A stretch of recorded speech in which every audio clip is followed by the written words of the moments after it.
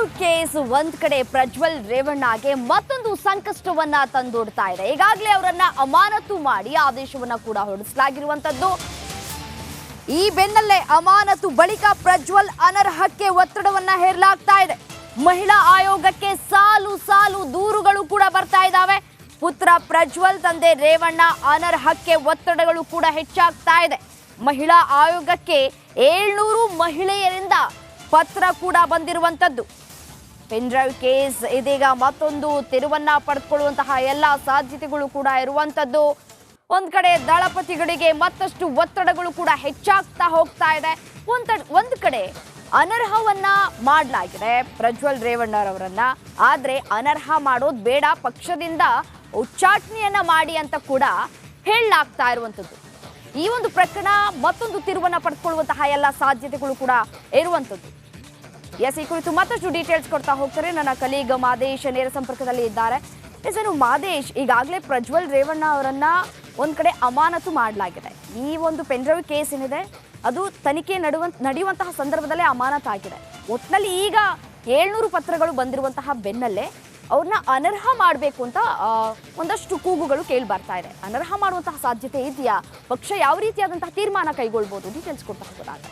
ಖಂಡಿತ ರಮ್ಯ, ಯಾಕಂದರೆ ಇದೊಂದು ಕೇಸ್ ಎಷ್ಟರ ಮಟ್ಟಿಗೆ ಸೀರಿಯಸ್ ಇದೆ ಅಂತಂದರೆ ಸಾಕಷ್ಟು ಹೆಣ್ಮಕ್ಳಿಗೆ ಇಲ್ಲಿ ದೌರ್ಜನ್ಯ ಆಗಿರೋದು ಮೇಲ್ನೋಟಕ್ಕೆ ಕಂಡು ಬಂದಿದೆ. ಜೊತೆಗೆ ಸಾಲು ಸಾಲು ಸಂತ್ರಸ್ತರು ಕೂಡ ತಮ್ಮ ಅಳಲನ್ನು, ತಮ್ಮ ನೋವನ್ನು ಪೊಲೀಸರ ಮುಂದೆ ಅಂದರೆ SIT ಟೀಮ್ ಮುಂದೆ ಬಂದು ತೋಡಿಕೊಳ್ಳುವಂಥ ಕೆಲಸವನ್ನು ಮಾಡಲಾಗ್ತದೆ. ಈಗಾಗಲೇ ಪ್ರಾಥಮಿಕ ಹಂತವಾಗಿ ಅಂದರೆ ಈ ಒಂದು ಪ್ರಕರಣ ಬಂದು ಆ ಕಡೆ ಈ ಕಡೆ 1 ವಾರ ಕಳೀತಾ ಬಂತು. ಇಷ್ಟರಲ್ಲೇ ಟೋಟಲ್ 3 FIR ಆಗಿದೆ. ಇನ್ನೂ ಕೂಡ ಸಾಕಷ್ಟು FIRಗಳು ದಾಖಲಾಗುವಂಥ ಸಾಧ್ಯತೆ ಇದೆ. ಈ ಎಲ್ಲ ವಿಚಾರಗಳನ್ನು ಈಗಾಗಲೇ ತನಿಖೆಯಲ್ಲಿ ಏನೆಲ್ಲ ಆಗಿದೆ ಅನ್ನೋಂಥ ವಿಚಾರಗಳನ್ನು ಗಮನಿಸ್ತಾ ಹೋದ್ರೆ ಸಾಕಷ್ಟು ಹೆಣ್ಮಕ್ಳಿಗೆ ಇಲ್ಲಿ ನಡಿ ಈಗ ಶುರು ಮಾಡೋಣ. ಕೇಸರಿಯಿಂದ ಮನೋಲ್ಲಾಸ ಮನಸ್ಸು ಮತ್ತೇರಿ ಕುಣಿದಾಡಿದೆ ನೋಡು, ಮನಸ್ಸು ಮತ್ತೇರಿ ಕುಣಿದಾಡಿದೆ ನೋಡು. ಕ್ಷಣ ಕ್ಷಣವೂ ಆಚರಿಸಿ ಕೇಸರಿ ಹಬ್ಬ. ವಿಮಲ್ ಬಾಯಲ್ಲಿ ಹೇಳಿ ಕೇಸರಿ. ದೌರ್ಜನ್ಯ ಆಗಿರುವಂಥದ್ದು ಮೇಲ್ನೋಟಕ್ಕೆ ಗೊತ್ತಾಗಿದೆ.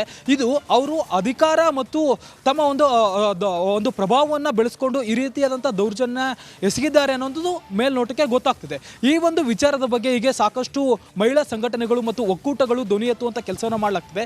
ಈ ಒಂದು ಪ್ರಕರಣ ಹೊರಗಡೆ ಬಂದಿತ್ತು, ಒಂದಷ್ಟು ವಿಡಿಯೋಗಳು ವೈರಲ್ ಆಗಿತ್ತು. ಆದರೆ ಯಾವಾಗ SIT ಫಾರ್ಮ್ ಆಗೋದಕ್ಕೆ ಮಹಿಳಾ ಆಯೋಗ ಇಲ್ಲಿ ತುಂಬ ಇಂಪಾರ್ಟೆಂಟ್ ಪಾತ್ರವನ್ನು ವಹಿಸಿದೆ. ಯಾಕಂದರೆ ಯಾವಾಗ ಮಹಿಳಾ ಆಯೋಗ CMಗೆ ಒಂದು ಪತ್ರವನ್ನು ಬರೀತಾರೆ, ಕಂಪ್ಲೇಂಟ್ ದೂರನ್ನು ನೀಡ್ತಾರೆ, ಅದಾದಮೇಲೆ CM SITಯನ್ನು ಫಾರ್ಮ್ ಮಾಡಿ ಈ ಒಂದು ತನಿಖೆಗೆ ಆಗ್ರಹವನ್ನು ಮಾಡ್ತಾರೆ. ಈಗ ಕೇಂದ್ರ ಮಹಿಳಾ ಆಯೋಗಕ್ಕೂ ಕೂಡ ಒಂದಷ್ಟು ಸಂಘಟನೆಗಳು, ಮಹಿಳಾ ಸಂಘಟನೆಗಳು ಪತ್ರವನ್ನು ಬರೆಯುವಂಥ ಕೆಲಸವನ್ನು ಮಾಡಿದೆ. ಯಾಕಂದರೆ ಇದರ ಪಾತ್ರವಾಗಿ ಈಗಾಗಲೇ ಸಂಸದನ ವಿರುದ್ಧ ಈ ಒಂದು ಆರೋಪ ಕೇಳಿ ಬಂದಿರೋದ್ರಿಂದ ಆತನ ವಿರುದ್ಧ ಗಂಭೀರ ಆರೋಪಗಳು ಕೇಳಿ ಬಂದಿದೆ. ಜೊತೆಗೆ ಸಾಕಷ್ಟು ವಿಡಿಯೋಗಳು ಆನ್ಲೈನ್ನಲ್ಲಿ ವೈರಲ್ ಆಗ್ತಿದೆ. ಜೊತೆಗೆ 2900ಕ್ಕೂ ಹೆಚ್ಚು ವಿಡಿಯೋಗಳು ಇದೆ ಅಂತೇಳಿ ಒಂದಷ್ಟು ವಿಚಾರಗಳು ಕೂಡ ಈಗಾಗಲೇ ಬಂದಿದೆ. ಜೊತೆಗೆ ಸಾಕಷ್ಟು ಸಂತ್ರಸ್ತರು ಅವರ ನೋವನ್ನು ಹೇಳ್ಕೊಳ್ತಿದ್ದಾರೆ. ಇದರ ಬಗ್ಗೆ ಒಂದಷ್ಟು ಮಹಿಳಾ ಸಂಘಟನೆಗಳು ಕೂಡ ವಿಚಾರವನ್ನು ಮಾಡ್ತಿದ್ದಾರೆ. ಅವರ ಒಂದು ಪತ್ರದಲ್ಲಿ ಇರುವಂಥ ಒಂದಷ್ಟು ಪ್ರಮುಖ ಅಂಶಗಳು ಏನಂತಂದರೆ ಈಗಾಗಲೇ ಇದರಿಂದ ಸಾಕಷ್ಟು ನೋವುಗಳಾಗಿದೆ. ಸಾಕಷ್ಟು ಮಹಿಳೆಯರಿಗೆ, ಒಂದಲ್ಲ ಎರಡಲ್ಲ 2000ಕ್ಕೂ ಹೆಚ್ಚು ಮಹಿಳೆಯರಿಗೆ ದೌರ್ಜನ್ಯ ಆಗಿರುವಂಥದ್ದು ಮೇಲ್ನೋಟಕ್ಕೆ ಗೊತ್ತಾಗಿದೆ. ಹೀಗಾಗಿ ಇದು ಸಣ್ಣ ಪ್ರಕರಣವಲ್ಲ, ಗಂಭೀರ ಪ್ರಕರಣ. ಒಬ್ಬ ಸಂಸದನಾಗಿ ಈ ರೀತಿಯಾದಂಥ ಒಂದು ಕೃತ್ಯ ಎಸಗಿದ್ದಾರೆ.